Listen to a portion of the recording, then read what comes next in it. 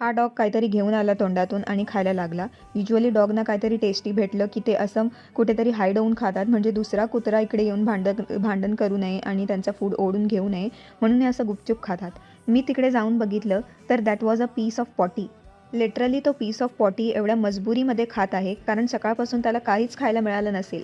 दुसऱ्या एरियामध्ये तुम्ही डॉग्स बघा, दुपारच्या वेळात ते आरामात झोपून असतात, जशी माणसं झोपून असतात, बिकॉज त्यांना फूड मिळालं आहे. याला काहीच भेटलं नव्हतं, म्हणून हा असा गुपचूप येऊन, कारण दुसरे डॉग जर आले तर ते त्याला खायला देणार नाही, ते त्याच्याकडून ते फूड घेतील, म्हणून हा असा लपून खात होता. तर मी त्याला असं मॅक्सी डॉग फूड दिलं. हा त्याचा गोबर आहे आणि इकडे आपण याला फूड दिलं आहे.